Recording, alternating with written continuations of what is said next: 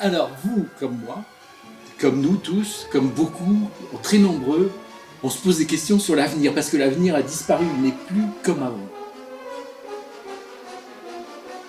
L'homme s'est emparé du feu pour faire des métaux, pour fabriquer de la céramique.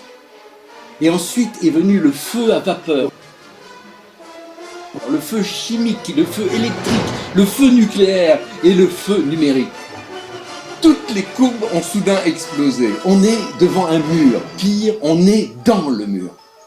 Donc il y a un mouvement. C'est un mouvement de retournement.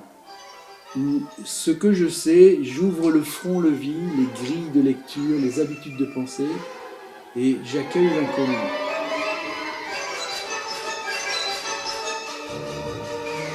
Avant, c'était simple.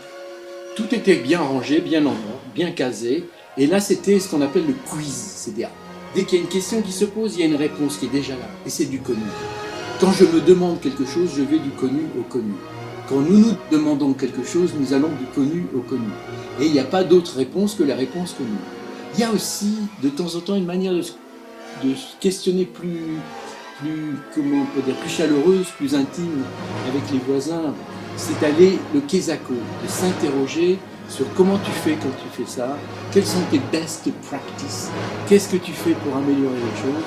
Et là, c'est assez bien, mais c'est toujours entre nous et ça ne va pas plus loin que ce qu'on connaît déjà. Donc maintenant, il y a un troisième mode de questionnement à inventer, c'est le quid. Le quid, qu'est-ce que c'est que le quid? Le quid, c'est une question qui n'a jamais été posée. C'est-à-dire que c'est plus nous qui posons des questions pour avoir les réponses qu'on a déjà récoltées, c'est l'avenir qui nous pose question. C'est l'air qui nous pose question. C'est l'eau qui nous interroge. C'est la vie sur Terre. C'est celle de nos enfants qui pose question. Et là, il y a une toute autre façon de fonctionner. Il faut réquisitionner le génie humain, le génie naturel, le génie mutuel.